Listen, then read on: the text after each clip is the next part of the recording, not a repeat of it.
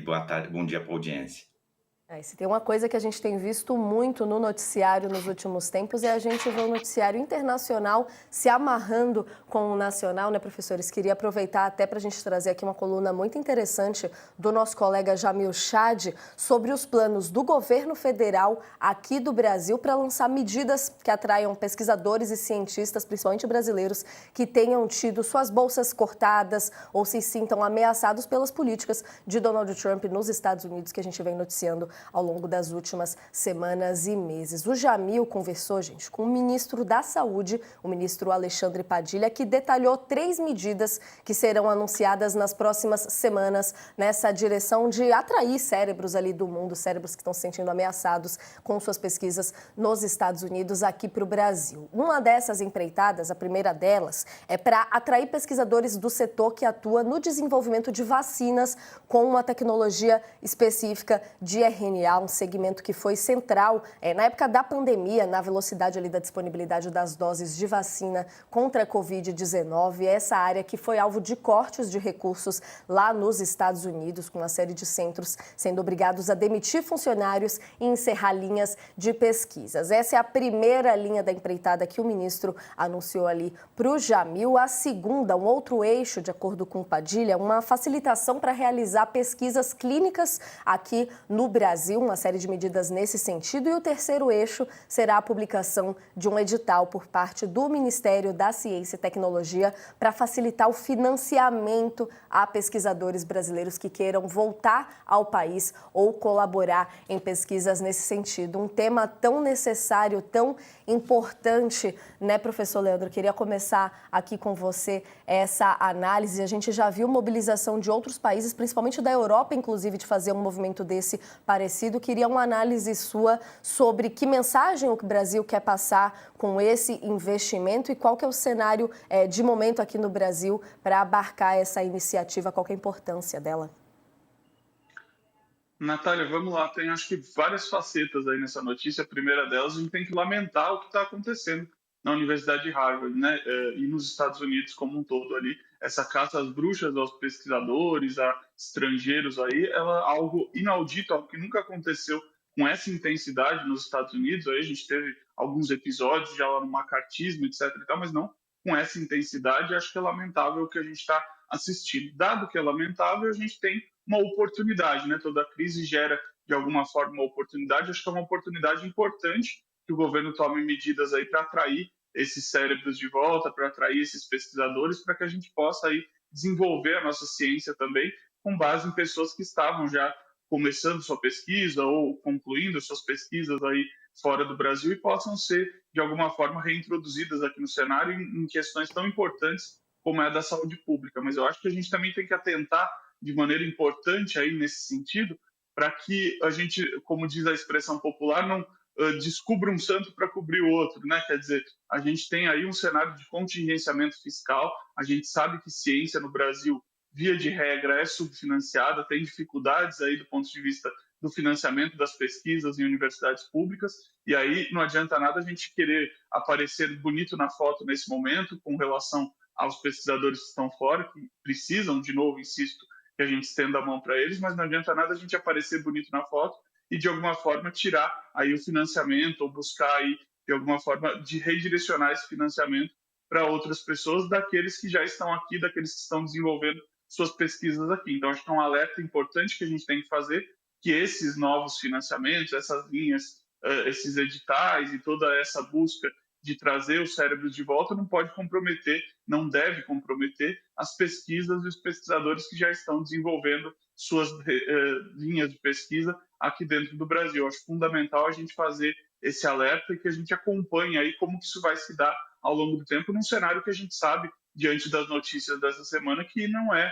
exatamente bacana do ponto de vista fiscal para o Brasil nesse momento. Então, acho que esse é um alerta que tem que ficar, mas a medida de todo é muito importante, muito boa e passa um sinal de que o Brasil está comprometido aí com a pesquisa, com a ciência, depois de uma quadra bastante tortuosa aí em que a gente via autoridades atacando cientistas, atacando intelectuais. Acho que não deixa de ser uma mensagem positiva que o Brasil e o governo brasileiro passam. São muitas frentes para a gente olhar aí nesse momento, né, professor Leandro, bem destacando justamente o fato de que a Casa Branca suspendeu milhões de dólares nos últimos meses para repasses de pesquisas científicas lá nos Estados Unidos, chegou a encerrar vistos de cientistas, passou a ameaçar universidades, e a gente nessa semana acompanhou justamente esse embate com a Universidade de Harvard, ele que estava tentando ali acabar com a matrícula de alunos estrangeiros, medida essa que foi derrubada na Justiça, e a gente vendo agora justamente esses eixos de enfoque do governo brasileiro para atrair quem esteja se sentindo ameaçada lá. Professor Beto, queria a sua análise também, indo nessa linha do macro da coisa, né? Como o governo se prepararia para ter uma posição relevante nesse sentido, nessa atração dos cientistas, dos pesquisadores aqui para o Brasil? O que isso representa atualmente? Qual que é o nível da relevância do Brasil nesse debate hoje, a importância do que a gente viu? Então, Natália, começo concordando com o Leandro quando ele diz que Harvard está tendo um papel muito interessante nesse momento de corrosão democrática, né, de fechamento de regime que o Trump tenta fazer nos Estados Unidos. Eu diria que hoje Harvard é o principal antagonista do processo antidemocrático que o Trump quer levar adiante nos Estados Unidos. Digamos assim, foi quem resolveu peitar o Trump, né, com as suas barbaridades, com as suas loucuras, e tem conseguido resultados interessantes. Essa ameaça dessa semana, Harvard, uma vez mais, não se intimidou e disse para o Trump que a gente vai para a justiça brigar, e já ganhou na primeira instância. E se subir para a terceira, né, para a Suprema Corte dos Estados Unidos, eu acho que o Trump pode, né, levar uma bela derrota. Já levou uma derrota semana passada, dia 16 de maio, na questão dos imigrantes. Vejam, a Suprema Corte norte-americana é conformada por 9 juízes, 6 dos quais indicados por Bush e Trump, então 6 de viés conservador, indicado pelos republicanos, só 3 pelos democratas.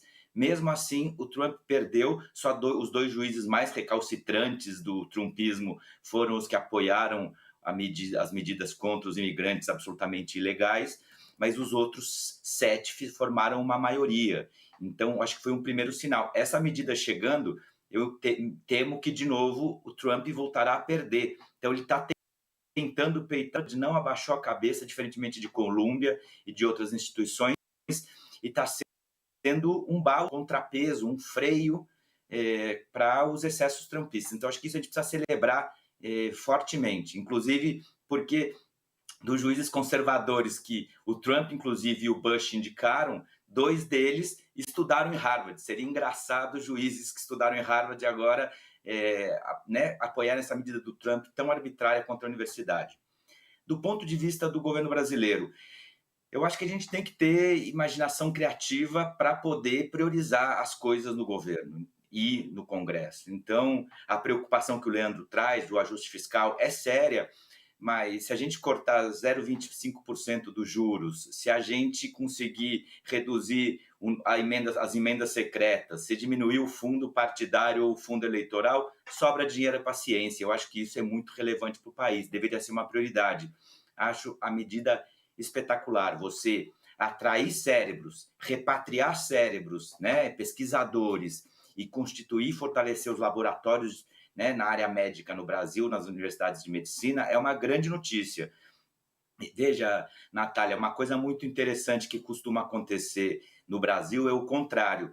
Países do primeiro mundo, como, por exemplo, o Reino Unido e o próprio Estados Unidos, captam muitos pesquisadores de outros países, então, inclusive para trabalhar. Então, o Reino Unido, por exemplo, existem diversos médicos do mundo inteiro, muitos brasileiros, que fazem a faculdade no Brasil, se formam em universidades públicas no Brasil, que são, né, pesquisadores profissionais que são pagos com, né, com o dinheiro do contribuinte, com nossa remuneração que financia a universidade pública. Uma vez formada, vai trabalhar no sistema de saúde britânico. Para o Reino Unido é muito bom, ele não gasta um centavo para formar aqueles médicos, e aqueles médicos vão trabalhar grátis para eles. Ou trabalhar médicos que a gente forma de alto nível de excelência e vão trabalhar em laboratórios, em universidades nos Estados Unidos, onde tem melhores condições.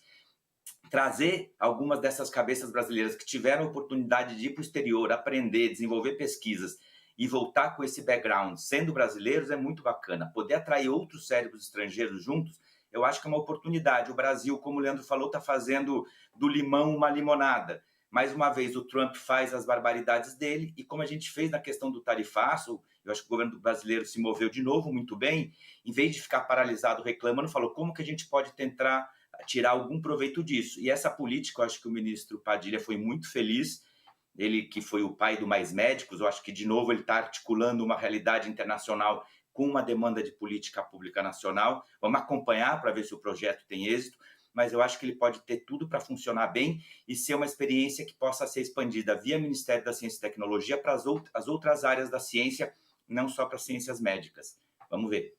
Uma estratégia importante que a gente vê aí, né, professor? E aí, justamente entrando em pauta também a questão da capacidade do país de absorver esses cérebros cada vez mais, felizmente, com a educação cada vez mais avançada, a gente conseguir trazer aqui para o Brasil os resultados de todos esses estudos. Inclusive, para a gente mudar de assunto, queria trazer como registro aqui uma nota bem interessante que está em destaque aqui na home do UOL, de brasileiros que estudaram justamente em Harvard e falam aqui um pouco sobre essas últimas medidas do governo Trump. Em destaque aqui, primeiramente, na nossa reportagem, a gente tem a deputada Tabata Amaral. É conhecida a história dela e o envolvimento dela com a Universidade de Harvard. A Tabata, que se formou em 2015 em Ciências Políticas e em Astrofísica. Ela que saiu da periferia aqui de São Paulo, chegou à universidade por meio de uma bolsa de estudos integral e foi a primeira da família a ter um diploma de ensino superior, justamente em Harvard. Ela que em abril, inclusive, já chegou a se manifestar sobre isso, publicou um vídeo dizendo que Harvard transformou